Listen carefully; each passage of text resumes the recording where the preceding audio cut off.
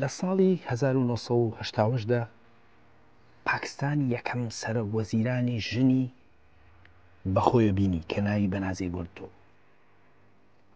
جا با بەیەکەوە بزانین دانانی یەکەم ژن وەک یەکەم سەرۆکوەزیران لە وڵاتی پاکستان و ڕۆژهەڵاتی ناوەڕاستدا چ پەیوەندیەکی بە مێژوو فەرهەنگی کوردیەوە هەیە لە پەیوەست بە ڕۆڵی ژندا. لەگەڵمان بن.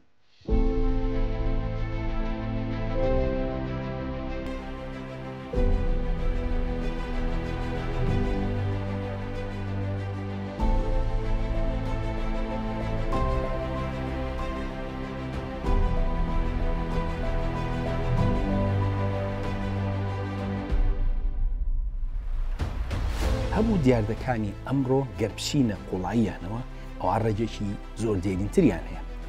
یەکێک لەو دیاردانە لە ساڵی 1970دا ڕوویدا. لەو ساڵەدا یەکەم سەرۆکوەزیرانی ژن لە وڵاتی پاکستان دانرا. بەڵام ئەم تەنها سەر یەکەم نەبوو لە پاکستانە، بەڵکو یەکەمیش بوو لە جیهانی ئیسلامی و ڕۆژهەڵاتی ناوەڕاستدا. تەنانەت بە پێنجەم سەرۆکوەزیرانی ژندا دەنرێ لە ئاستی جیهاندا. پاکستان بەگشتی بە وڵاتێکی کۆنەپارێز ناسراوە، لەبەرەوە دانانی یەکەم ژنی سەرۆکوەزیران شتێکی دەگبەن بوو بۆ پاکستان و بۆ جیهانیش. ئێمە ئەمڕۆ لەم بەرنامەیەدا دەمانێت هەنگاو بە هەنگاو لە پەیوەندی ئەم ڕووداوە مێژوویە لەگەڵ فەرهەنگی کوردی بگەین.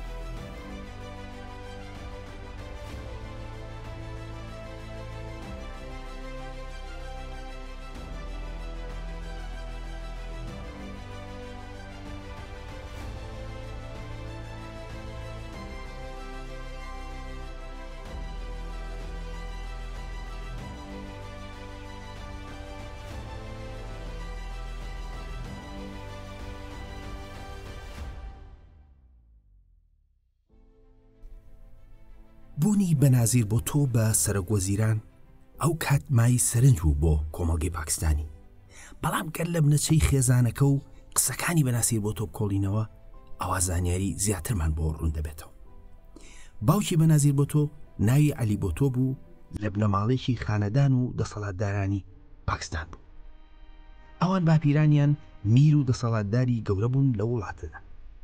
بەڵام دایکی پاکستانی نەبوو، بەڵکو لە بنەماڵێکی کوردی ڕۆژهەڵاتی کوردستان بوو. ئەوە بنەماڵێکی بازرگان بوون. باپیری بەنازیر بۆتۆ لە ئێران دەژیا. دایکی بەنازیر کە ناوی نوسرەت بوو لە دەرەوەی ئێران لەدایک بوو. دواتر بنەماڵەکە لە شاری کەراچی لە پاکستان جێگیر بوو.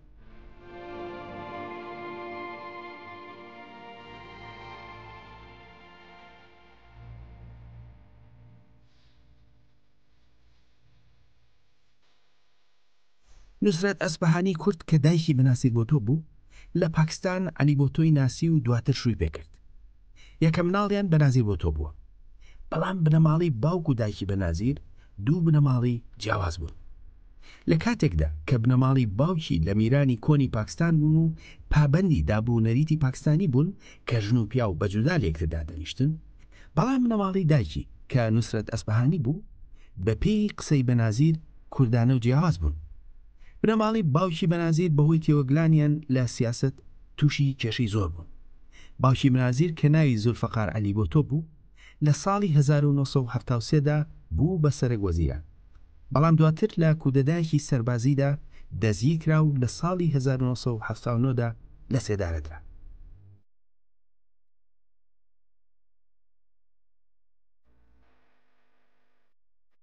نوسرەتی هاوسەری کە کورد بووە وەک زۆر لە ژنە پاکستانیەکان لە ماڵەوەدا نەنیشت، بەڵکو چووە شوێنی مێردەکەی و بوو بە سەرکردەی پارتەکە. ئەم خانمە کوردە جگە لە مێردەکەی دوو کوڕی بە ڕووداوی جیاواز کوژرا. بەڵام ئەو لە ڕۆڵی سیاسی خۆی نەکەوت و کچەکەشی بەنازیر بۆ ڕۆڵێکی سەرکردەی پەروەردەکرد.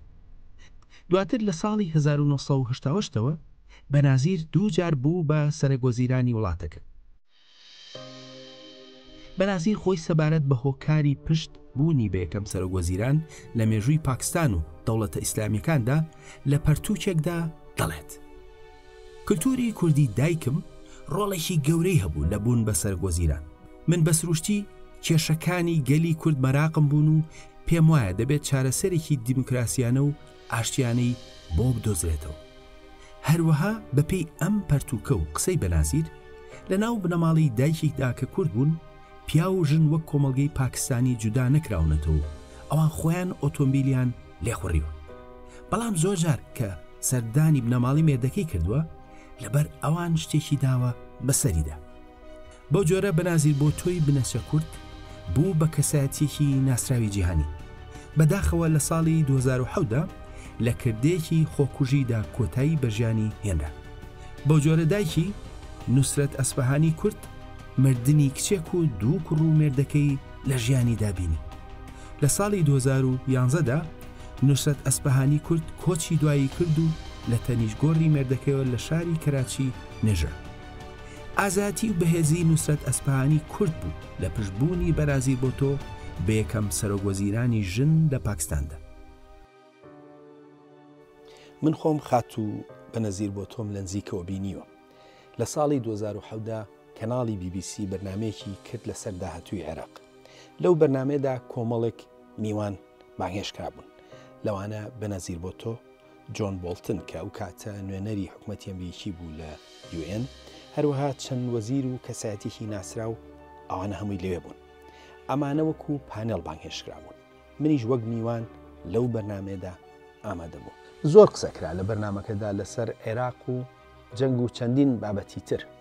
دواتر من دەستم هەڵبڕی و وتم نەخشەی عێراق لە ئەنجامی خواستێکی دەرەکیەوە هاتۆتەکایەوە و لەو دروستکردنەدا پرس بە خەڵکەکەی نەکراوە. هەروەها گوتم ناکرێت سێ خەڵکی جیاواز بە زۆر بەیەکەوە دابنرێت و کورد ناوێت بەشێک بێت لەو. لە ناو پانێڵەکەدا تەنها کەس کە هەڵیدایە بەنەزیر بۆ تۆ بوو. ئەو بەڕوونی داکۆشی لە کورد کرد و بنەچە کوردیەکەی بە قسەکانیەوە دیار بوو. بەداخۆ ئەو سەردەمە تۆڕە کۆمەڵاتیەکان وەکو ئەمڕۆ نەبوو، ڤیدیۆکە براون نەکرا وەکو ئەمڕۆ. لەبەرەوە ئەمڕۆ نەمانتوانی بەشێ لەو ڤیدیۆیە لەم بەرنمەیەدا شاندرین لەبەرەوەی لە BBC ئەرشیف کراوە. ئەوەی کە بۆ ئەم بەرنمەیە گرنگە، بەنەزیر بۆ تۆ دەڵێ کولتوری کوردی دایکم بۆتە هۆی ئەوەی کە بمە سەرۆک وەزیران. جا با بزانین ئەم کولتور و مێژووە چۆنە کە دەبێتە هۆی دروستبوونی ژنی دەسەڵاتدار و بەهێز.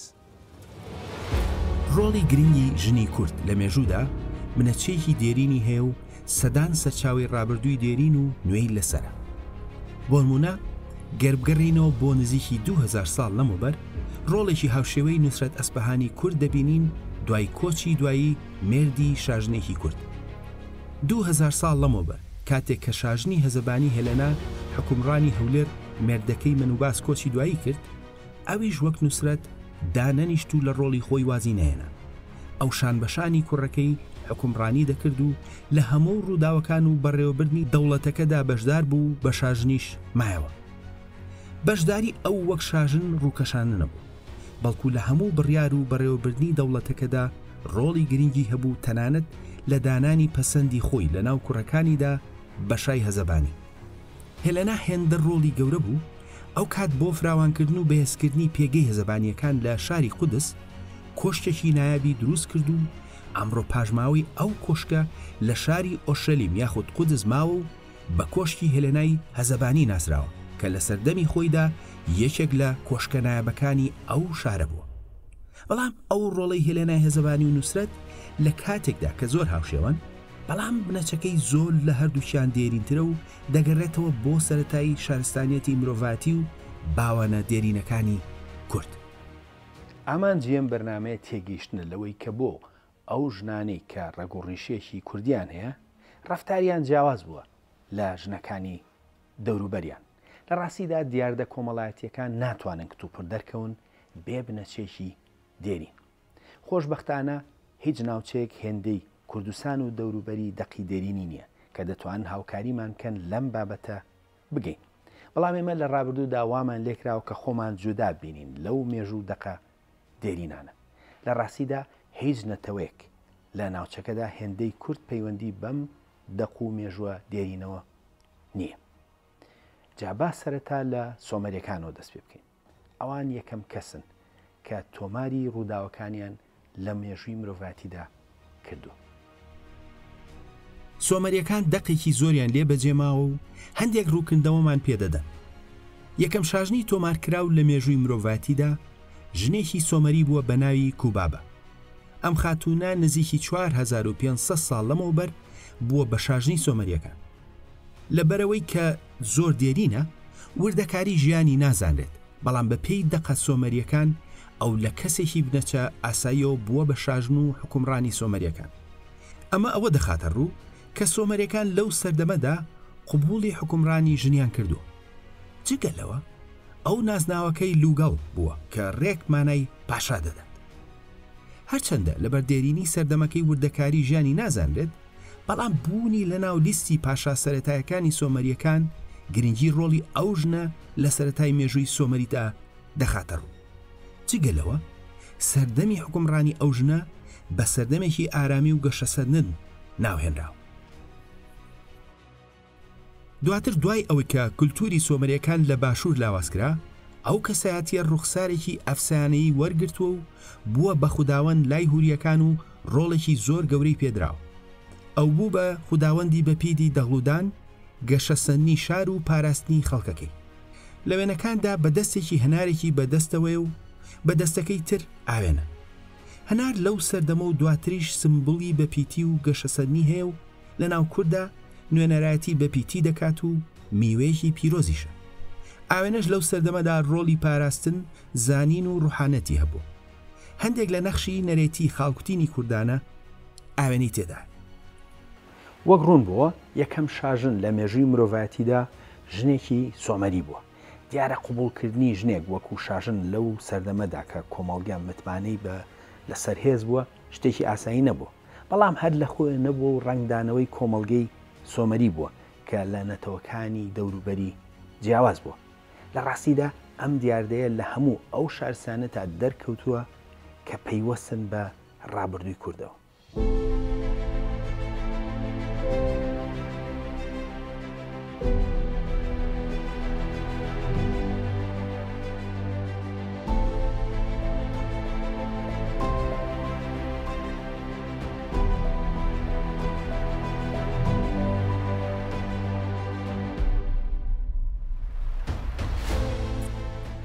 وەک ئاماژەی پێکرا لە ناو هەموو شارستانێتە دێرینە ڕەسەنەکانی پەیوەست بە باوانی کووردا ئەو تایبەتمەندیە بەدی دەکرێت، بەڵام لای هوریەکان ئەو دیاردەیە سەرنجی هەموو جیانی بخۆی ڕاکێشاوە. یەکێک لەو دەقە مێژوویە گەورانەی کە لە ڕابردووی دێرینی کوردستان ماون ئەوانەی نووزی هوریەکانن لە نزیک کەرکووکی ئەمڕۆ. ئەم دەقانە تەمەنیان نزیکی 3500 ساڵە، بەڵام لە ماوەی 100 بۆ 150 ساڵدا نووسراون. بەهۆی ئەوەی کە دەقەکان ماوەیەکی زۆری ژیانی شارەکە دەگرنەوە، بەهۆیەوە دەتوانرێت لە زۆر ڕووی هەمەلایانی شارەکە و ژیانی باوانی دێرینمان تێبگەین. یەکێک لەو بابەتانی کە سەرنجی توێژەرانی جیهانی ڕاکێشاوە مافی ژنە لە ناو دەقەکاندا کە بەهۆی سریشتی دەقەکانەوە وردەکاری تایبەتی ڕۆڵ و مافی ژن دەخەنەڕۆ. بۆ نمونە کاتێک کە دایک و باوکێک کۆچی دواییان کردووە، ئەگەر کوڕیان نەبوو بێت بە شێوەیەکی ئاسایی ماڵ و موڵکیان بۆ کچەکەیان بوو، ئەگەر کوڕیشیان نەبوو بێت هەر مافی کچتەیدا بەهەن وەرگیراوە. لەناو ئەکەدی و ئاشووریەکاندا زۆر جیاواز بوو. لە کاتی شوکردندا ژن مافی پارێزراو بوو، دەبوو مێردەکە ژیانی بۆ دابین بکات و لە کاتی مردندا دەبوو بە خاوەنی شتەکانی.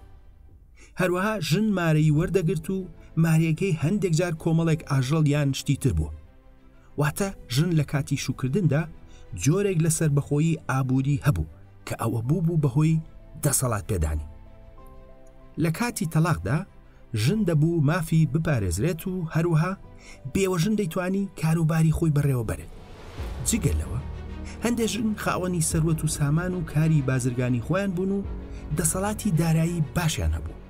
لە ڕاستیدا ئەگەر کۆمەڵگەی هوری بەراورد کرێت بە میسری و ئاشووری، ئەوان لە زۆر ڕۆوە مافیان پارێزراوتر و خاوەن دەسەڵاتتر بوون. ئەمە لە ناو سۆمەریەکانیشدا بەدی دەکرێت. لە ناو سۆمەریەکاندا ژن خاوەن مڵک و ماڵ و بازرگانی بوو و کۆیلەی هەبوو. ژن وەرسەی مێردەکەی وەرگرت و دواتر پێشوێتیەوە بۆ مناڵەکانی. ژن و مێرد هەردووشیان بۆیان هەبووە کە بڕیاری تەلاق بدەن و لە کاتی تەلاقیشدا ژن مارەی وەرگرتووە. جگەلەوە لە ناوهوری سومەریەکاندا ژن ڕۆڵی سەرکردەی ئاینی بینیوە و پێگەی بەرز و سەرکردایەتی پەرزگەی پێسپێدراوە، جگەل لەوەی کە ئەوانیش لە دادگا دەیانتوانی ببن بە شایەت. بەو شێوەیە هەردوو ژنی سۆمەری هوری پەچیان بەسەردا نەسەپێنراوە، بەڵام ژنی ئاشووری و ئەکەدی هاوسەردەمیان دەبوو سەرداپۆشراو بن. هەروەها لە کاتێکدا کە ژنی سۆمەری هوری ئازاد بوون، ژنی بەشوو لای ئاشووری و ئەکەدی و ئاموریەکان دەبوو سەرداپۆشراو بن و لە ماڵ نێنە دەر. بەگشتی ئەو ڕۆڵە گرنگ و بەرچاوی ژن لەناو ئەو دوو کۆمەڵگەیەدا هاوشێوە بووە.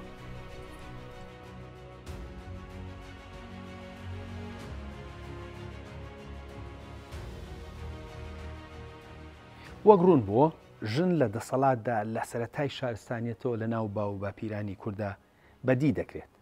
بەڵام ئەگەرم دیاردەیە پێیوەست بێ بە کوردەوە ئەوە دەبێت لە هەموو قۆناغەکانی ترا ببینرێت. ئێمە پێشتر ئاماژەمان بە هێلێنای هەزەبانی کرد، ئەو شاژنەی کە 2000 ساڵ لەمەوبەر لە دەوڵەت هێزەبانیدا ڕۆڵی گرنگی هەبووە. جا با بزانین ئایا ئەم ڕۆڵە لە قۆناغەکانی تردا چۆن بەدی دەکرێت.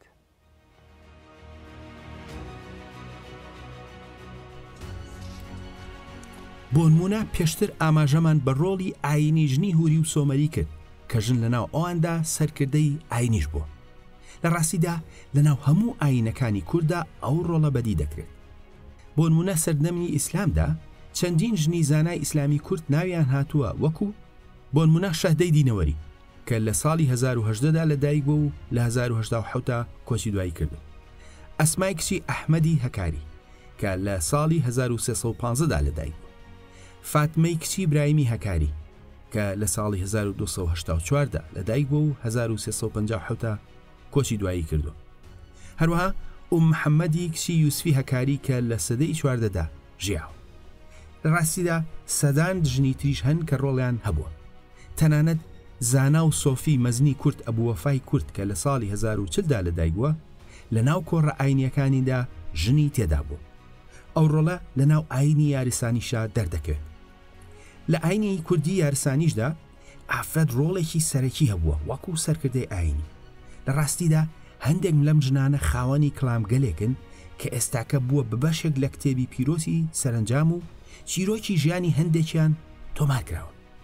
ئەم ژنانە لە سەردەمی جیاوازدا دەرکەوتون، لەوانە دایە تەورێزی هەورامی سەدەی دەیەمی زاینی، جەلالە خانمی لوڕستانی سەدەی دەیەمی زاینی، دایە خەزانی سەرگەتی سەدەی 11 زاینی، خات و دایرەکی ڕزبار سەدەی 14 زاینی، یای حەبیبەی شارە زووری سەدەی 14 زاینی، لزا خانمی جاف سەدەی 16 زاینی، خاتومەی زەرد سەدەی 11 زاینی، فاتمە لوڕەی گۆران سەدەی 11 زاینی و دەیان ژنیتر. ئەو ڕۆڵە گەورەیە لەناو هەموو پێکهاتەکانی کوردستاندا ڕەنگی دابووە. بۆ نمونە لەناو جۆکاندا بەگشتی لە ڕابردوودا سەرکردەی ئاینی ژن نەبوو.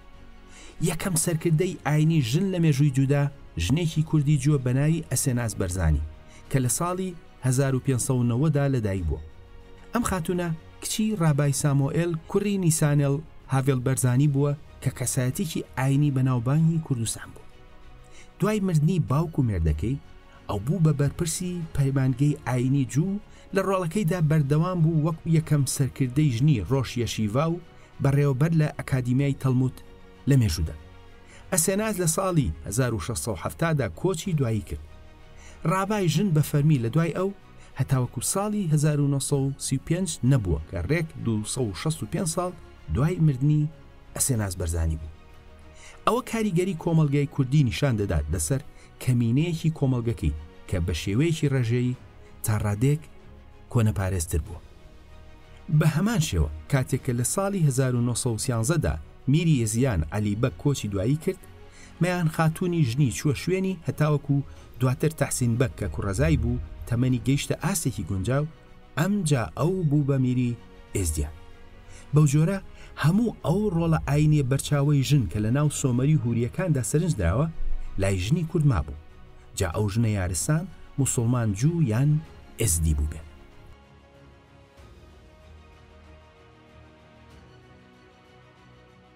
وەک دەبینێت ڕۆڵی ئاینی ژنی هوری و سۆمەری لە ناو کووردا بەردەوام بووە.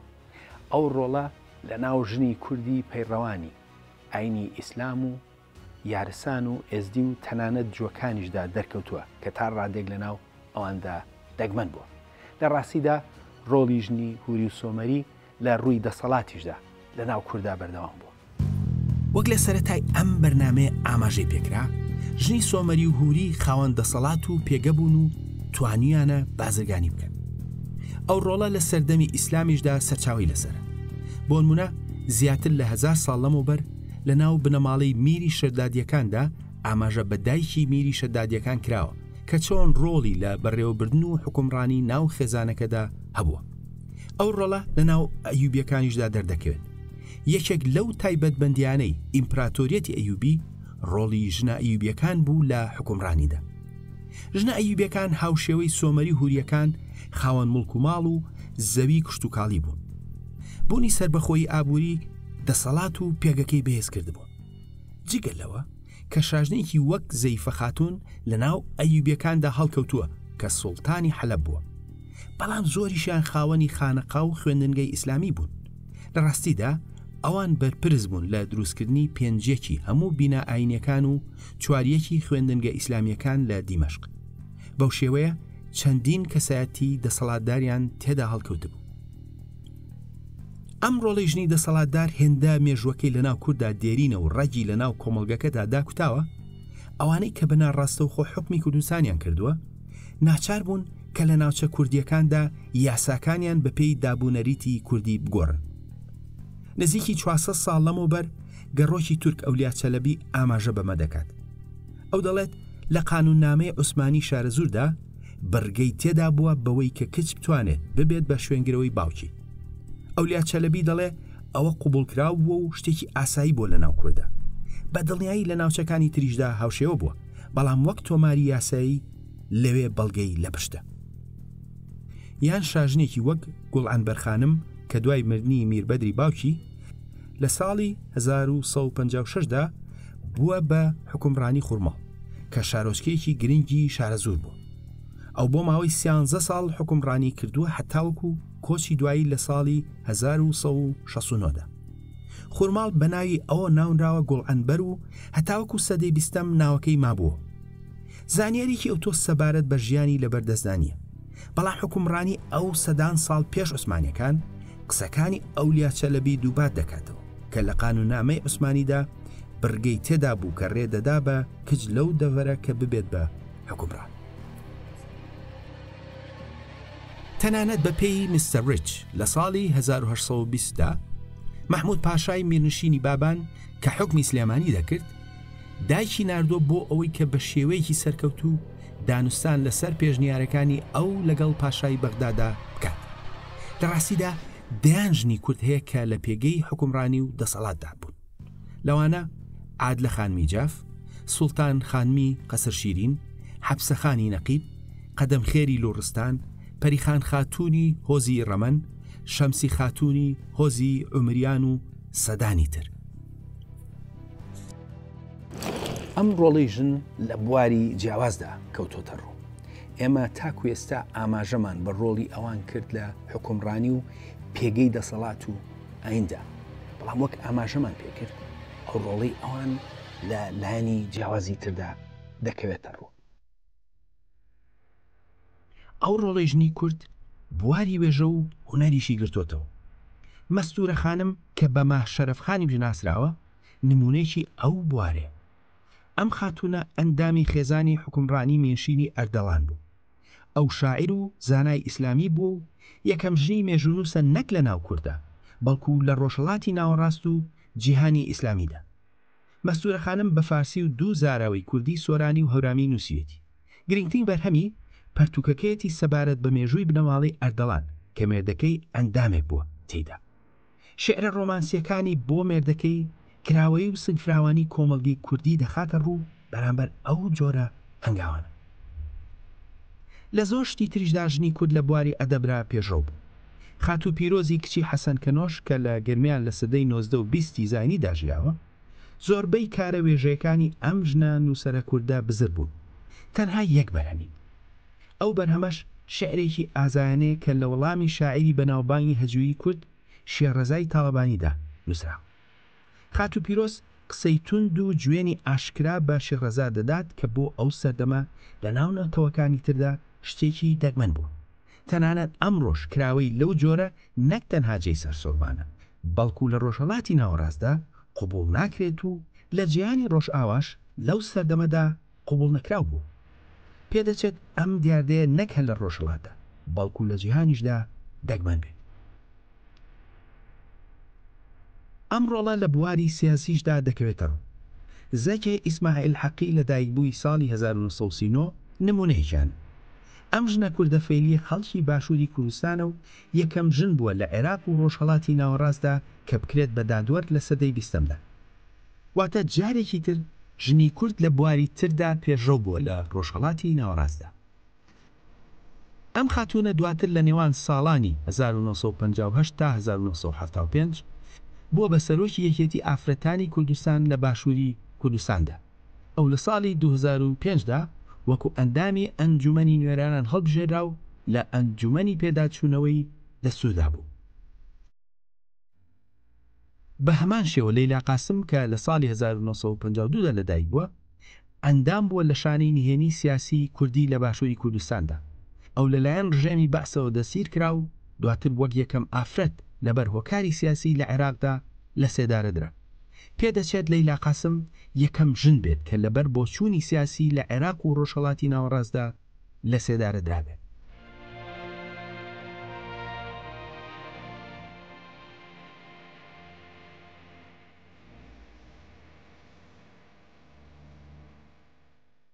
هەندێک تایبەتمەندی لە نەریتی کوردیدا هەیە لە پەیوەست بە ژن کە تا ڕادێک دەگمەنە لە ئاستی جیهاندا.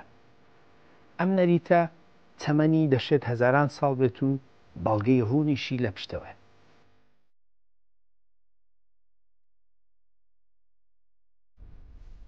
یەکێک لە تایبەتمەندیەکانی فەرهەنگی کوردی کە تا ڕادێک دەگمەنە لە جیهاندا ناونانە بە ناوی دایکەوە. ئەم دیاردەیە هێندە دێرینە زیاتر لە 1000 ساڵ لەمەوبەر لە ناو میری شەدادیەکاندا دەرکەوتووە. یەکێکیان بە ناوی دایکەوە ناسراو بوو. ئەوە کۆنتین تۆمارە، بەڵام لە هەموو بەشێکی کوردستاندا ئەم دیاردەیە هەتاوەکو ئەمڕۆ بێ جیاوازی ناوچە و زاراوە پەیڕەو دەکرێت.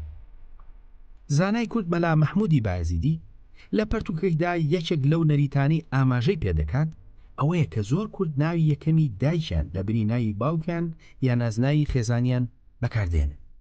دیاردەکە هێندە بڵاوە لە بەرنامەیەکی تەلەڤیزیۆنیدا تەنها لە گوندێکی وەکو ئیسماوای نزیک شاری هەولێر لە باشووری کوردستان زیاتر لە 50 کەس بە ناوی دایکیانەوە دەناسرێن لە بری ناوی باوکیان. هەروەها هەندێک نمونەی کەساتی ناسراو هەن کە بە ناوی دایکیانەوە ناسراوە. بۆ نمونە جەنگاوەری کوردی سەدەی 20م خولەپیزە کە کەسایەتیەکی یاخی بەناوبانگ بوو لە باشووری کوردستان دەژیاوە بە ناوی پیزەی دایکیەوە ناسراوە بە خولەپیزە. گۆرانی بێژی کۆچکرد و هەمەی نێرگس بە هەمان شێوە بە ناوی نێرگزی دایکیەوە ناسراوە.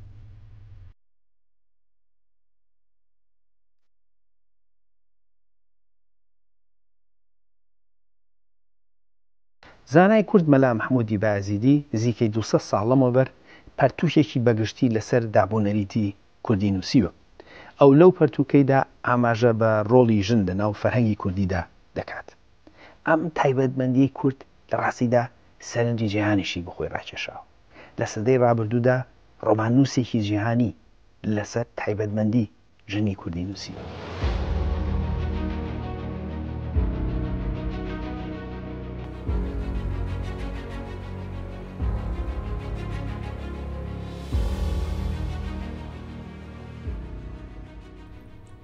مەلا مەحموودی بایەزیدی هەندێک لەو تایبەتمەندیانەی کە ئاماژەی پێدەکات سەرڕاوی کە ئەو زیاتر باسی ناوچەکانی باکوور دەکات، بەڵام هەندێکیان هەتاوەکو ئەمڕۆ لە هەموو بەشەکانی کوردستاندا بەدی دەکرێن. بۆ نمونە ئەو دەڵێت ژنی کورد ئازادی تەواویان هەیە لە کاروباری ناوماڵدا و لەوەدا پرس بە مێردەکانیان ناکەن.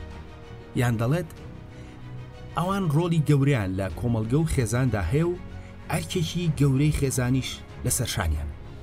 ئەوان لەگەڵ پیاودا وتوێژ دەکەن لەسەر بابەتەکان و ڕاوێژکاریان پێدەکرێت. ئەوان بازرگانی دەکەن و خزمەتی میوانیش دەکەن. تەنانەت ئەو ئاماژە بەوە دەکات کە کاتێک شەڕ دروست دەبێت ژن و مەلاو شێخ ناو بژیوانیان قبول دەکرێت لەبەرەوەی کە هۆزە کوردەکان ڕێز بۆ ئەو سیانەدادن. ئەو دەڵێک کاتێک کە دوو لایەن لە شەردان گەر ژنێکی کورد بێتە نێوانیانەوە دەسڕەکەی فرێ بدات شەڕ ڕادەگیرێت. هەروەها دەڵێت کە کچیان هاوشێوەی کوڕیان لەلایەن مەلاوە فێری خوێندەواری دەکرێت. جگەلەوە ئاماژە بۆ دەکات کە ژنە بەتەمەنەکان زۆریان نێرگەلە دەکێشن و لەگەڵ پیاودا لە کۆڕەکانیاندا بەشدارن. لە هەمووی گرنگتر مەلا مەحموود دەڵێت کە ئەوان خاوەن سامانی خۆیانن کە لەگەڵ خۆیان لە ماڵی باوکیانەوە دەیهێنن وەک مەڕووماڵات و پارە و یان ئەو شتانی کە مێردەکانیان پێیان دەدەن کە بە شکیرت ناوی دەهێنن. مەلا مەحموود دەڵێت کە مێرد بە هیچ شێوەیەک دەست لەو سامانانەی نادات و ژن بۆی هەیە بازرگانی پێوە بکات و پارەی تایبەتی خۆی پەیدا بکات. ئەوەی مای سەرنجە ئەو مافەی کە مەلا مەحموود ئاماژەی پێدەکات ڕێک وە خۆی لە ناو ژنە هوریەکاندا تۆمار کراوە کە ئەوانیش لە کاتی شوکردندا مافیان پارێزراو بۆ مارەییان وەردەکرد و مارەیەکان هەندێک جار کۆمەڵێک ئاژەڵیان شتی تر بووە و ئەوانیش بازرگانیان کردووە.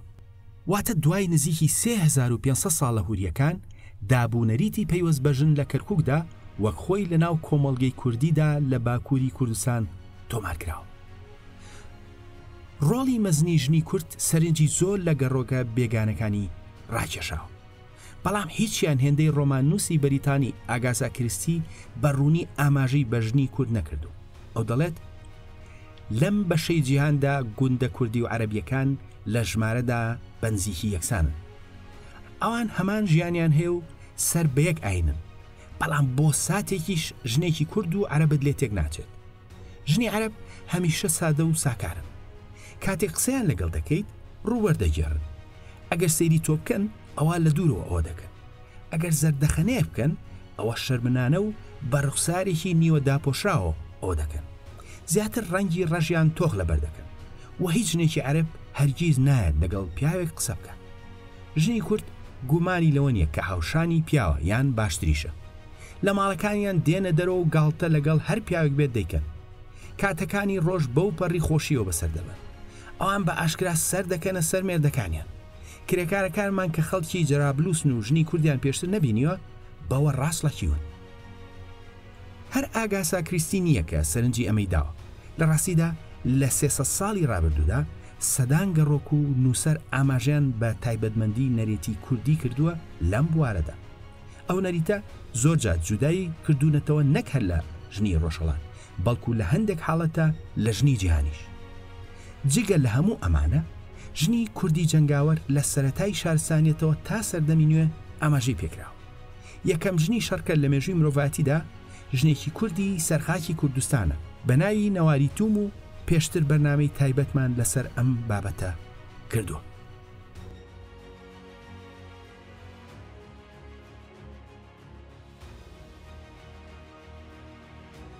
لەم بەرنامەیەدا ئەمڕۆ ئاماژە بە بەنەزیر بۆ تۆ کرا. ئەو خاتونە یەکەم سەرۆگوەزیران بووە لە ڕۆژهەڵاتی ناوەڕاست و جیهانی ئیسلامیدا. ئەو بە قسەی خۆی کولتوری کوردی دایکی کاریگەری هەبووە لەسەرەوەی کە بێت بە سەرۆگوەزیران. ئەو کولتورە کوردی ئەم خانمە ئاماژەی پێدەکات لە سەرەتای شارستانیەتەوە لەسەر خاکی کوردستان و مێسۆپۆتامیادا لە هەموو قۆناغەکانی مێژوویدا بەدی دەکرێت. ژنی کورد وەکو حکومڕان، مێژوونووس، سەرکردەی ئاینی و چەندین ڕۆڵی گرنگی تر لە سەرەتای شارستانیەتەوە دەرکەوتووە. لە ڕاستیدا دروستکردنی دەوڵەتە نەتەوەیەکان لە ڕۆژهەڵاتی ناوەڕاستدا و لەژێر کاریگەری نەتەوەکانی فارس و عەرەب و تورکدا هەندێک گۆڕان کاری لەم تایبەتمەندەی نەریتی کوردی ڕوویداوە. سەرڕایەوە دەرکەوتنی ژنی جەنگاوەر و ڕۆڵە گەورەکەیان لەم چەند ساڵی دواییدا ئەوە دووپات دەکاتەوە کە ئەم تایبەتمەندی فەرهەنگی کوردی هێشتا بە زیندوی ماوەتەوە.